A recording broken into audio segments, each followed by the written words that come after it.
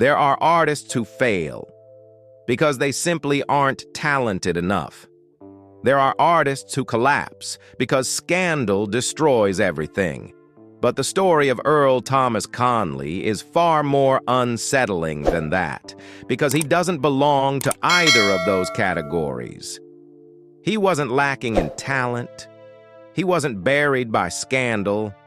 In fact, throughout the 1980s, he was one of the most successful country voices in America, with 18 #1 hits and the first artist to score 4 #1 songs from a single album, an achievement that even many major stars who came after him took years to reach. And yet, something strange happened. His name was no longer mentioned as often as those he once influenced, no longer at the center of history, no longer part of the biggest stories. What remained was a silence that's hard to explain. And perhaps the real question isn't how Earl Thomas Conley became so successful, but rather, why did a man who once rewrote the rules of an entire era gradually fade from the very memory of the industry he helped transform? What really happened behind the spotlight? Before he became a name that once stood at the very peak of country music, Earl Thomas Conley was born in 1941 in the small town of Portsmouth, Ohio.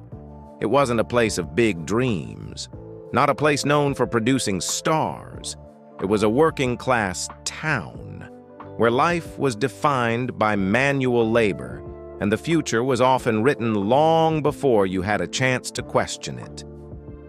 In the late 1940s and early 1950s, as America was stepping into a post-war era of growth, Conley's life moved through a much more ordinary kind of scarcity. There were no stage lights, no one telling him he could become something different. And then, by the late 1950s, he left home. Not because of a clear musical dream, but because staying meant accepting a life with no real way out. Music came later, but it didn't arrive as a romantic passion. It came as a means of survival, a way to avoid being swallowed by circumstance. There's something crucial to understand about Conley. He didn't step into music to become famous. He stepped into music because without it, he might never have escaped the life he was born into. And those years, the manual labor, the long, directionless days, the nights of not knowing where life was taking him, they shaped something that could never be faked. A voice built on real experience, unpolished, imperfect, but filled with the weight of someone who had truly lived what they sang. And perhaps, from that point on, a quiet contradiction began to take shape. He belonged to music, but never fully belonged anywhere else. Maybe that's why, having grown up in scarcity, Earl didn't sing like a performer. He sang like a man confessing. In the early 1960s, after walking away from the life he once knew, Earl Thomas Conley began the kind of years no one ever sees. By day, he took on manual labor just to survive. By night, he played music in small bars, writing songs that no one knew would ever be heard. This wasn't the journey of a rising star. It was the journey of a man, trying not to be left behind. By the late 1960s into the early 70s, he made his way to Nashville, the heart of country music. But Nashville wasn't waiting for him. No doors were already open. No one was offering immediate opportunities. He arrived there as an outsider. No polished image, no backing, no one shaping him into something easy to sell. During these years, Conley began writing songs for others, and some of those songs started finding their way to the audience, but not through his own voice. Success was there, but his name remained behind it. It was a strange kind of existence in music. You hear your emotions echoing on the radio, but no one knows who wrote them. At the same time, his personal life was anything but stable. Relationships came early, marriages under pressure, unsteady finances, an uncertain future, and the dream still far away. But in this period, something important began to take shape. Some people, after failing for too long, start to doubt themselves. But Earl was different. He didn't soften. He became more stubborn. Stubborn about his music, stubborn about the way he told his stories, and stubborn about refusing to change just to become more acceptable. Because he understood something. If you have to change just to be seen, then what's being seen may no longer be who you truly are. And perhaps nothing captures this period more precisely than this.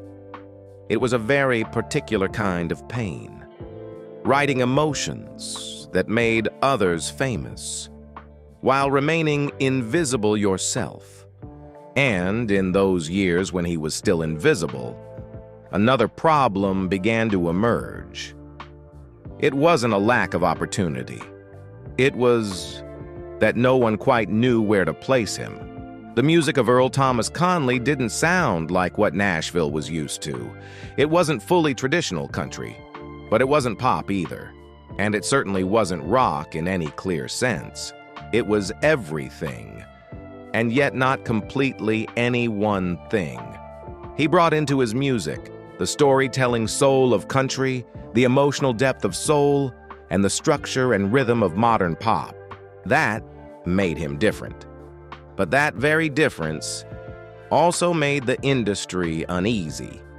Because Nashville at the time wasn't just about music, it was a system that needed clear categorization, easy positioning, and most importantly, something that could sell. And Conley? He wasn't easy to explain, not easy to define, not easy to turn in, not easy to define, not easy to turn into a standard product. Some artists are rejected because they aren't good enough. But Earl was different. He was held back because he wasn't like anyone else enough to be quickly defined.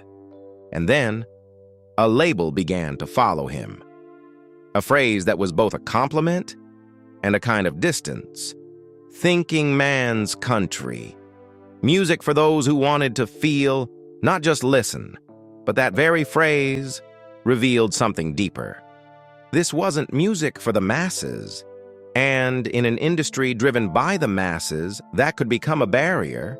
Because in the end, the system always favors one thing, what's easy to sell, over what's too real. And Earl Thomas Conley, he never tried to become easy to sell. He only tried to be real. And sometimes, that's exactly what makes a path longer and harder than everyone else's.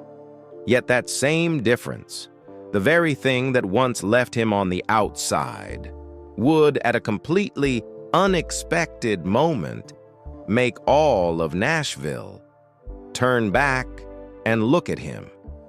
And then, after all those years on the outside, something began to shift, not loudly, not all at once, but a slow movement, just enough for people to start paying attention. By the late 1970s, the music of Earl Thomas Conley was no longer so easily overlooked. What had once been dismissed as hard to understand was now becoming something people were curious about. And then, 1979. Dreamin's All I Do opened the first door. Not a massive explosion, but a clear signal. He had stepped into the real game. Just 1 year later, 1980, Fire and Smoke, #1. No longer just the writer behind the scenes. No longer the name being overlooked. For the first time, his voice stood at the very top. And what made it remarkable wasn't simply that he succeeded. It was how he succeeded. He didn't change to fit the market. He didn't make his music easier to consume. The market, began learning how to listen to him. And after that, things became almost unstoppable. As the early 1980s unfolded, a string of songs kept reaching #1. Not a one-time stroke of luck, not a random hit, but a pattern of repeated success. Like a door that had been shut for over a decade finally didn't just open. It burst wide open. And in that moment, a man once considered out of place became the one redefining the sound of an entire era. But what truly set that breakthrough apart was something very simple. Earl Thomas Conley didn't succeed by becoming easier to listen to. He succeeded by forcing the market to listen to him. And then, once the door had burst open, Earl Thomas Conley didn't just walk through it, he went straight to the top. As the 1980s began, everything started to revolve around him. No longer the artist who was hard to classify, no longer the outsider. He became the center. 18 #1 songs, a number that even in country music's most explosive era was never easy to reach. And then, something unprecedented happened. 4 #1 songs from the same album. Not a single hit. Not just a moment, but a streak of success, repeated with almost perfect precision. Holding her and loving you. Your love's on the line. What I'd say. These weren't just songs that climbed the charts. They stayed. They stayed in the way people understood love. They stayed in how people faced their wrong choices. They stayed in those moments when emotions were no longer simple. Because Conley's music was never about perfect stories. He didn't sing about flawless love. He sang about what happens after things fall apart. Relationships that couldn't be saved, choices that couldn't be undone, emotions people didn't want to admit. And that is what made him different. People began calling him something. Thinking man's country, music not for easy answers, but for those willing to face the truth. And in that moment, Earl Thomas Conley wasn't just a successful artist, he became one of the voices that shaped how country music is felt. But it was also here that a paradox quietly began to reveal itself. His success was undeniable, his influence was unmistakable, yet the recognition never kept pace. No major awards, no official honors equal to his impact. While others were called legends, he remained a name remembered, mostly by those who truly understood. And perhaps that's the strangest part of this entire story. He had everything it takes to be considered a legend, except the way the industry officially defines one.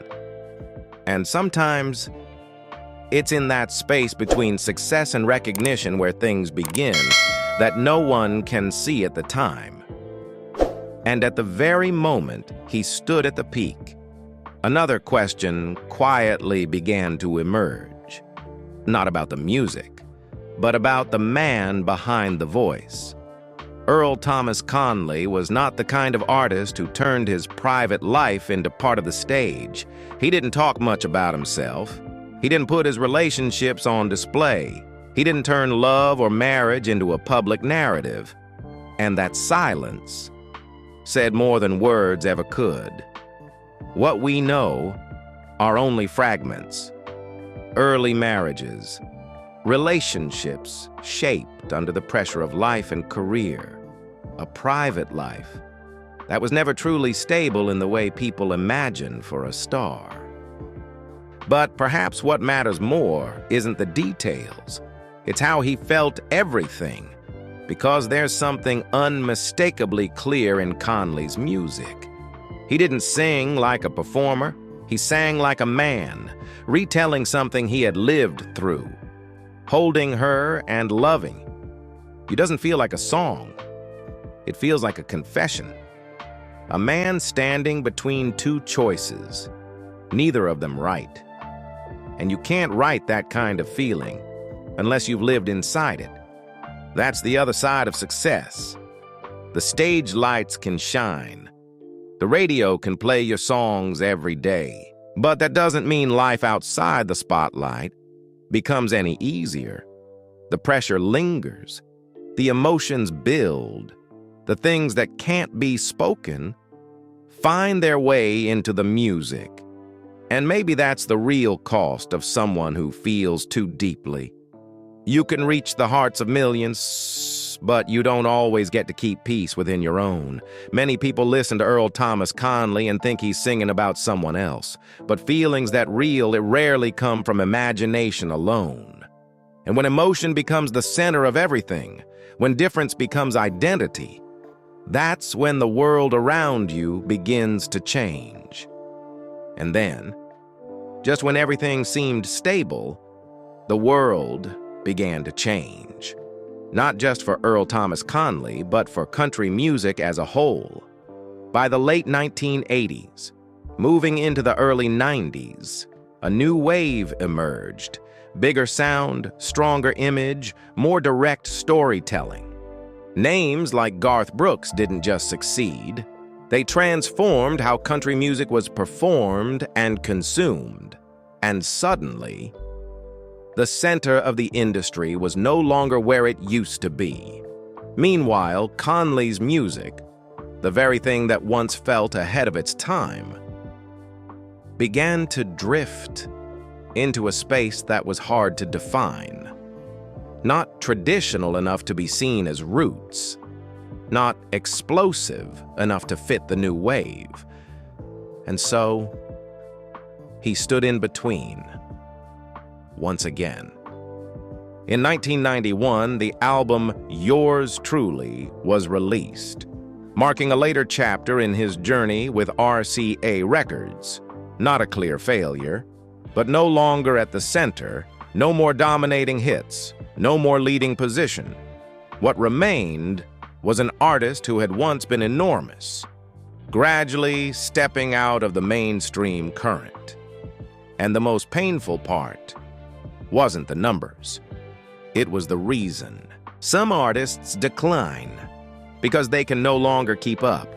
But with Earl Thomas Conley, he wasn't defeated by mediocrity. He was left behind by the very thing that once made him great. The blend of country, soul, and emotional depth, the thing that once set him apart, was no longer convenient for the market. And perhaps nothing captures that moment more clearly than this. Sometimes the industry doesn't punish mediocrity. It punishes difference, when that difference is no longer easy to sell. And from that point on, there was no dramatic collapse. Only something that unfolded so slowly, almost no one noticed. Not in that exact moment, but after the new wave had passed, something else began to happen. Not loud, not obvious, but enough to change everything. For Earl Thomas Conley, it wasn't a fall, it was a process and a fading. Radio no longer played his music the way it once did. The charts no longer called his name. The big stages no longer waited for his return, not all at once, but little by little, so slowly that if you weren't paying attention, you wouldn't even realize what was happening. Meanwhile, artists from the same era began to receive grand titles. Legend, icon, the voice of an era. And Conley? He didn't disappear completely. He simply drifted away from the center. His music was still there, in those who truly loved it, in quiet memories. In private moments, not everyone shares, but he was no longer part of the bigger story. And that is a very particular kind of tragedy. In Nashville, no one ever declares that you're finished. No one officially closes the door. They simply stop saying your name. Not because you no longer exist, but because the world has other names to mention now. And perhaps the most painful part isn't being rejected. It's when history passes by you, as if you were never there at all. And then, as his name slowly drifted away from the spotlight, the life of Earl Thomas Conley grew quieter as well. No more major stages, no more relentless touring schedules, only a life lived in silence.